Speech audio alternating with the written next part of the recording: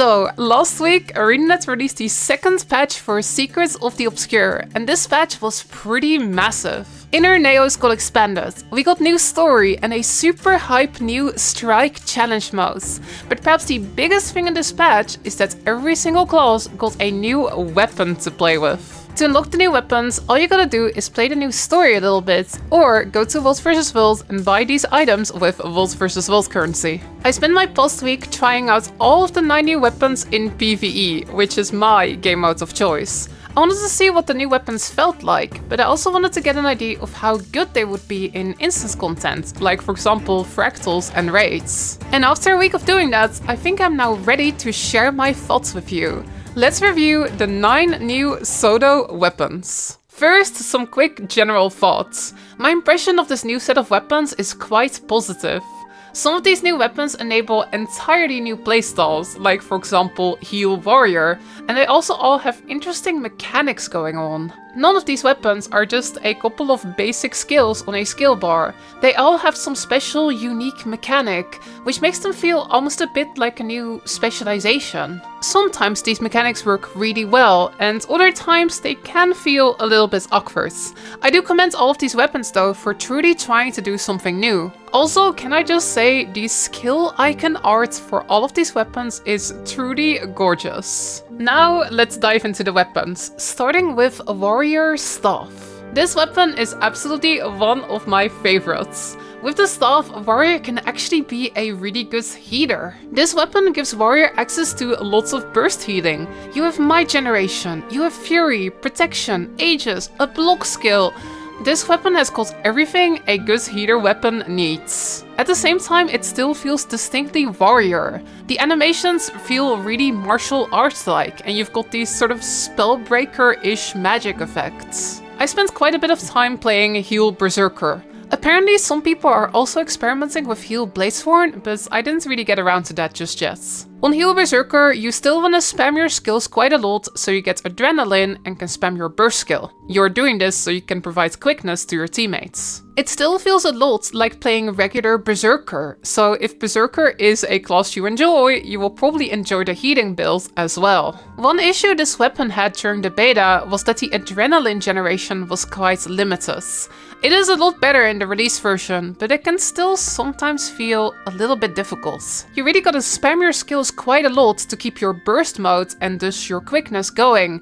And as a healer, sometimes I don't want to spam my heal skills because I want to save them for some big damage that's coming up. This weapon does make me a little bit sad that Spellbreaker doesn't have access to Alacrity. I think playing a heal Spellbreaker with this weapon would be super cool, but instead Alacrity is stuck on Bladesworn. In general though, I did quite enjoy this weapon. It still feels distinctly warrior. It feels like it's really powerful and the animations are absolutely gorgeous. A Guardian's weapon in SotO is dual pistols, which are mostly condi damage. I really like this weapon just because it isn't Axe Torch. I have played so much Axe Torch over the past couple years that it's just really nice to have an alternative. These weapons also feel pretty good to use, and they are also really strong. If you use pistol main hand and torch offhand on conditioned willbender, you can do about 45k DPS just by mostly spamming your skills off cooldown. It is super easy to play and also, in my opinion, pretty fun. If you're looking for an easy build that hits very hard, definitely give this build a try. Main hand pistol has got this really interesting symbol skill. If you shoot through it or shoot an enemy inside of it, you will do bonus burning. It's an interesting mechanic, but I think it's a bit of a shame that the symbol doesn't really have a cool visual. I've also tried the offhand pistol a little bit on condition Firebrand, and I like it a lot on that build too. Previously, you would just camp a single weapon set on condition Firebrand, but now you have an interesting second set to switch to. You now swap between lots of different skill bars in this build, which makes it feel a bit like Elementalist, and personally I really like that. The 5 skill, Jurisdiction, shoots a projectile that you charge up, and I do think the concept of this is pretty cool. However, if you charge it all the way up, you have to manually detonate the projectile. I think this can be a little bit awkward to do in a busy fight, but maybe I just gotta get used to it a little bit more. All in all, my impression of Guardian pistols is quite positive, and right now it's really powerful. powerful. I wouldn't be surprised if this weapon gets nerfed just a little bit. Next, let's talk about the Revenant's main hand Scepter. This is mostly a support weapon and it slots perfectly on heal quickness heralds. Before, you would use a main hand mace on heal quickness heralds for my generation, but they actually nerfed the amount of blast finishers on the mace, so the Scepter is the obvious replacement. I was really excited about this weapon beforehand. The auto attack is like a lightsaber with massive melee range, and it's just super unique and different. But now that I've played the weapon a bit in actual content, I don't like it quite as much as I thought I would.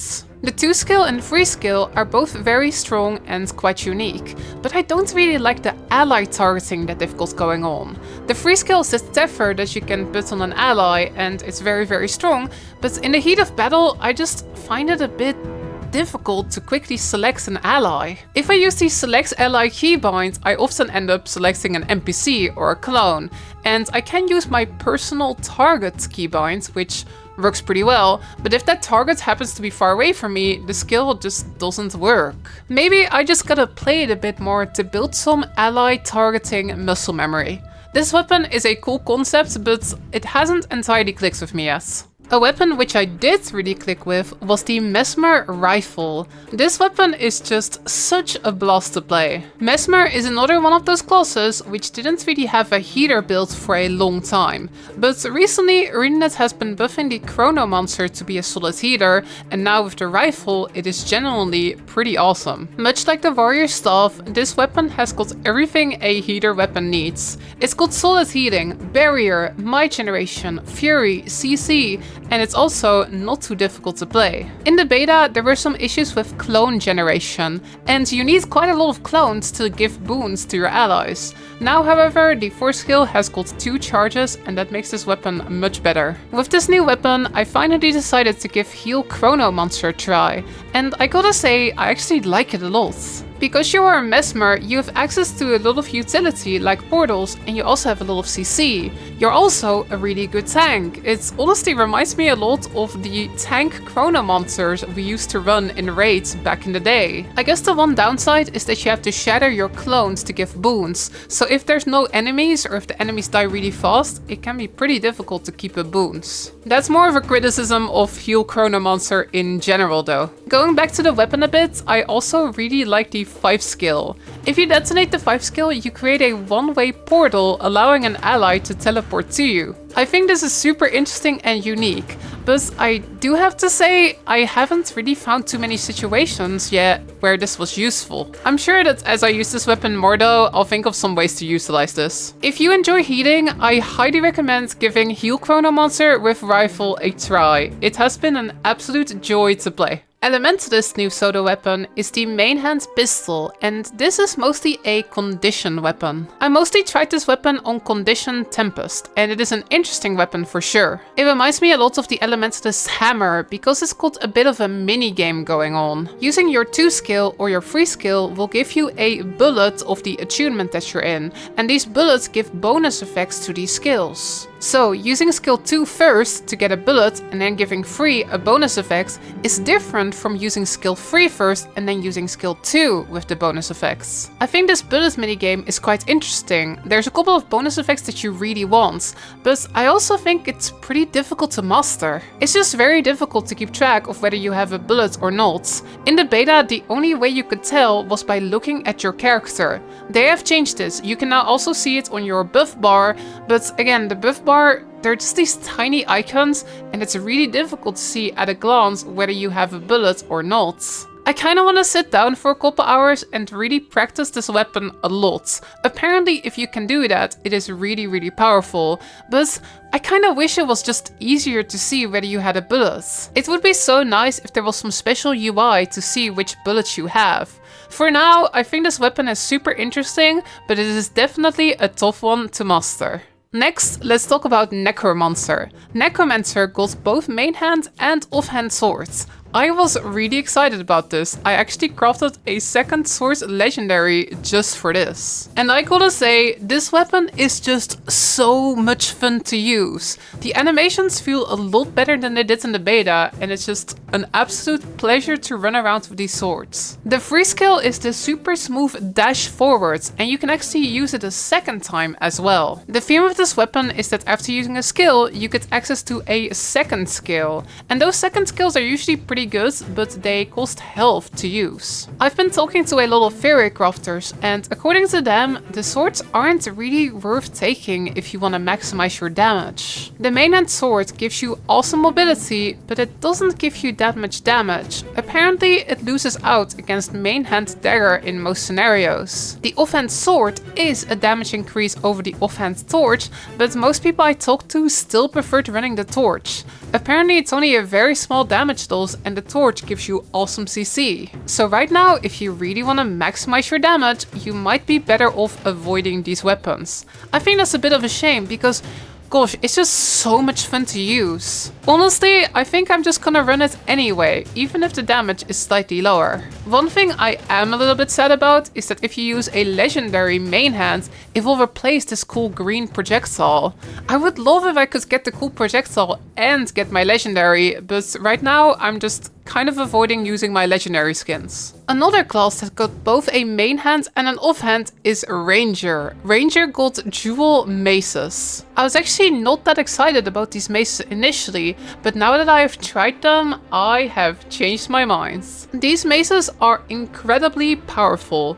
First up, the mace main hand is a really solid healer weapon. Before on heal druids, you would run staff, and then in your second weapon set, you would run an axe and a warhorn. The axe was just kinda there because you didn't have a better choice. It didn't really do anything. But now you can replace that axe with main hand mace. It's got healing, regeneration, CC, protection.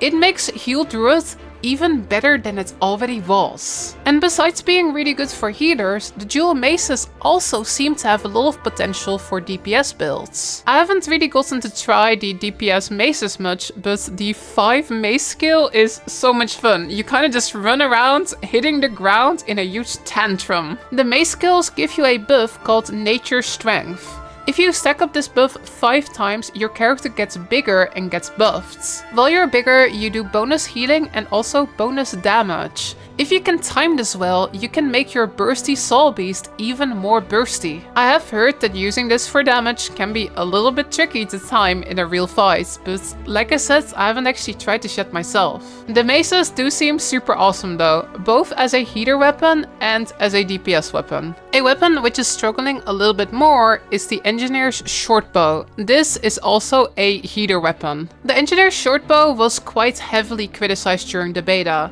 The skills were quite slow and very clunky to use, and the weapon also just didn't seem very good. Fortunately, the weapon has been improved quite a bit since the beta. The skills are now a lot faster, and the shortbow also gets access to crucial protection. It can still feel a little bit like a kit, where you've got very similar skills on all of your buttons, but there is an interesting mechanic where you can chain reaction the AoEs into each other to get bonus effects. I actually think it is a lot more fun to play now. The previous go-to weapons on Heal Engineer were main hand mace and offhand shield, and the shortbow directly competes with this weapon. The shortbow has got some interesting utility that the mace shield combination doesn't have, like super speed, more healing and aegis. But at the same time, it entirely lacks vigor and regeneration, and it's kind of painful because with the shortbow you cannot keep up regeneration permanently. In a perfect world, I would like to see these weapons be interesting side grades.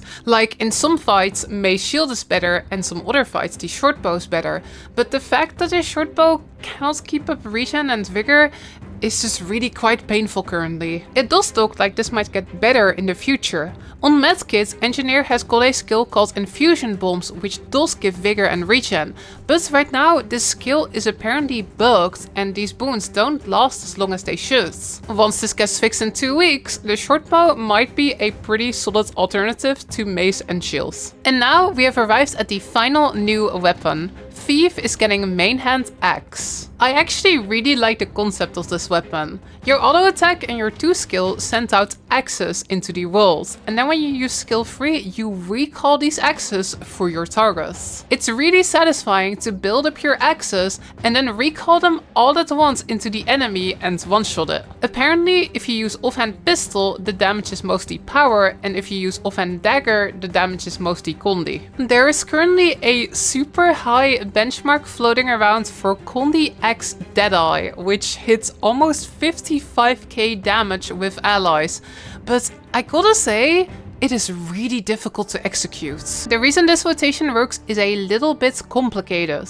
When you do a sneak attack with your axe, the axe you send out is a special sneak attack axe. And then when you recall that axe, it counts as another sneak attack. On Deadeye, you can utilize the second sneak attack to trigger your Maleficent 7 trait, giving you lots of initiative and also loads of damage. Unfortunately, this makes the axe rotation really fast and really quite difficult. I don't think it's something I can personally pull off. The axe has got awesome potential and it's really fun to use in open worlds, but if you want to play this to the max of its ability in a raid or a strike, you better get good.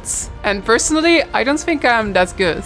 Alright, and that was all 9 new class weapons. I really hope you enjoyed this video, and I'm really quite curious what you think of the new weapons. Make sure to let me know in the comments below. Or you can also let me know in my Twitch stream. I stream GW2 5 nights a week, and currently I am having a huge blast trying out all the weapons. Thank you so much for watching, and I'll see you next time.